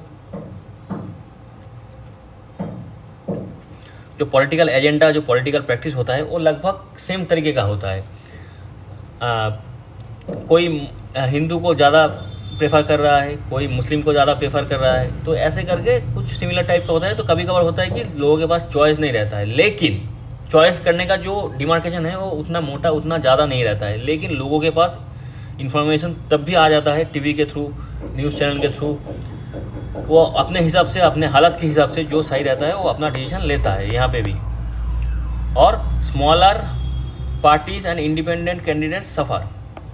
कभी कभार क्या होता है, जो स्मॉलर पार्टी, जो इंडिपेंडेंट कैंडिडेट होता है, जो निर्दलीय कैंडिडेट होता है, उनके पास पैसा उतना रहता नहीं है, तो उनके मामले में थोड़ा सा दिक्कत हो जाता है। उसके मामले में क्या होता है, जो निर्दलीय कैंडिडेट होता है, ये थोड़ा दिक्कत की बात है, क्योंकि उनके ऊपर कोई भी मीडिया न्यूज़ नहीं करता, और जो सोशल मीडिया भी है उनके ऊपर भी उतना ज़्यादा न्यूज़ फीड नहीं आता है, तो ये थोड़ा दिक्कत है। लेकिन अगर कोई भी इंसान इनके बारे में भी इंफॉर्मेशन लेना चाहता है, और ये अपने सोशल साइट में अगर सही तरीके से अपना मार्केटिंग करे, अपना इलेक्शन कैंपेन करे, तो भी लोगों के पास इनका जो बातें हैं पहुंच जाएगा, तो लोग उनके हिसाब से अपना डिसीजन ले पाएंगे। तो ये है सारे चैलेंजेस, और इसको जीतने का, इसको ओवरकम करने का जो भी सोच है, वो अगर देश के गवर्नमेंट और देश के लोगों के पास, ज़्यादातर लोगों के पास, अगर लोग अपने आप को अपडेट करना चाहता है, अपने आप को पॉलिटिकल अफेयर्स के साथ जोड़ना चाहता है, और पॉलिटिकल न्यूज़ को देखना चाहता है, और पॉलिटिकल न्यूज़ को समझना चाहता है, तो वो अपने काम कर ही लेगा। ठीक है, उसके लिए जो चीज़ चाहिए वो है इंटरनेट और मीडिया। आज के टाइम डाटा का है, इंटरनेट का है, तो इंटरनेट भारत के अंदर बहुत ही सस्ता है। तो लोग अगर अपने मोबाइल फ़ोन और इंटरनेट को सही तरीके से यूज़ करें तो उनके लिए पढ़ाई करना, नए नए चीज़ों को सीखना, पॉलिटिकल न्यूज़ को देखना, न्यूज़ की जो पर्सपेक्टिव है उसको समझना, ये सारी चीज़ बहुत ही आसान हो जाता है। तो आज के टाइम में ये जितना भी चैलेंजेस है इसको ओवरकम करने का जो रास्ता है वो भी आसान है। तो पब्लिक धीरे धीरे करके ये सब चीज़ ओवरकम कर भी रहा है और ओवरऑल भारत के अंदर जो भी इलेक्शन है उसको कंसिडर किया जाता है फ्री एंड फेयर। कुछ कुछ जगह पे कुछ दिक्कतें होता है, लेकिन मतलब जो ओवरऑल जो सिस्टम चल रहा है उसको फ्री एंड फेयर माना जाता है। अब हम लास्ट में इस चैप्टर में किताब के अंदर कुछ वर्ड के बारे में लिखा हुआ है, उस वोकैबुलरी टाइप का, तो उस वर्ड का मीनिंग को थोड़ा सा देख लेंगे, तो करके ये चैप्टर को हम खत्म करेंगे। तो सबसे पहले code of conduct, a set of norms and guidelines to be followed by political parties and contesting candidates during election time. मतलब एक तरीके का एक रूल बुक है जिसको गाइडलाइन है, कुछ रूल्स है, नॉर्म्स है जिसको पॉलिटिकल पार्टी को और कैंडिडेट को फॉलो करना पड़ता है during election time. Election time के बीच में, यानी जब से इलेक्शन डेट चालू हुआ है और जिस दिन रिजल्ट निकलेगा इलेक्शन का, इस टाइम के बीच में इन सारे पॉलिटिकल नेता और पार्टी को उस सारे गाइडलाइन को फॉलो करना होता है, उसी को कोड ऑफ कंडक्ट बोला जाता है। फिर क्या, कॉन्स्टिट्यूएंसी मतलब voters in a geographical area who elect a representative to the legislative bodies. यानी हर एक जब भी इलेक्शन होता है तो हम एक बड़े स्टेट को छोटे छोटे एरिया में बांट लेते हैं। पॉलिटिकल एरिया जो कि जियोग्राफिकल एरिया है उसको पॉलिटिकल वोटिंग के लिए उसको हम छोटे छोटे एरिया में बांट लेते हैं। उसी एरिया को, जियोग्राफिकल एरिया को हम कॉन्स्टिट्यूएंसी बोलते हैं, क्योंकि उसके अंदर जो भी लोग रहते हैं उस एरिया के अंदर वो अपना रिप्रेजेंटेटिव चुनते हैं। उस एरिया का एक रिप्रेजेंटेटिव बनेगा, फिर दूसरे कॉन्स्टिट्यूएंसी का एक और अलग रिप्रेजेंटेटिव बनेगा, ऐसे करके उसको इलेक्शन होता है। फिर क्या, इनकम्बेंट मतलब the current holder of a political office, usually the choice for the voters in election in between incumbent party और candidate and those who oppose them. Incumbent मतलब जो करंट पॉलिटिकल ऑफिस का जो होल्डर है, मतलब current जो ruling party है, वो usually choice for the voters in election, usually लोग उसको चॉइस करता है अगर वो ठीक ठाक काम कर ले तो, ठीक है। In between the incumbent party और candidate and those who oppose them, तो जो लोग उनका अपोजिशन पार्टी है और जो रूलिंग पार्टी अगर बहुत ज़्यादा बुरा काम ना करे, बहुत ज़्यादा धांधली करप्शन ना करे, तो लगभग लोग ऐसा देखा जाता है कि 1-2 टर्म तो उस रूलिंग पार्टी को ही वोट देता है। मतलब पहला 5 साल के लिए दिया, उसके बाद वाले साल में उस रूलिंग पार्टी को ही देता है।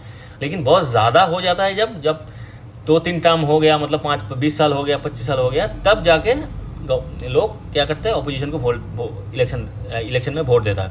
तो देखिए, इनकम्बेंट मतलब जो रूलिंग पार्टी है उसको एक तरीके से इनकम्बेंट पार्टी बोला जाता है, लेवल प्लेइंग फील्ड मतलब condition in which all parties and candidates contesting in election have equal opportunities to appeal for votes and carry out election campaign। मतलब जो लेवल प्लेइंग फील्ड मतलब जो रूलिंग पार्टी है और जो अपोजिशन पार्टी है, ये दोनों और बाकी जो छोटे छोटे पार्टी है वो एक लेवल में आके सेम रहे और अपना जो पॉलिटिकल कैंपेन है, जो इलेक्शन कैंपेन है, जो इनका जो इलेक्शन में प्रतियोगिता मतलब कॉन्टेस्ट करने का जो पावर है वो एक जगह पे लेवल पे रहे। क्योंकि अगर ऐसा नहीं रहेंगे तो जो कमज़ोर पार्टी है वो तो बहुत नीचे चले जाएंगे, वो इलेक्शन में कॉन्टेस्ट भी नहीं कर पाएंगे।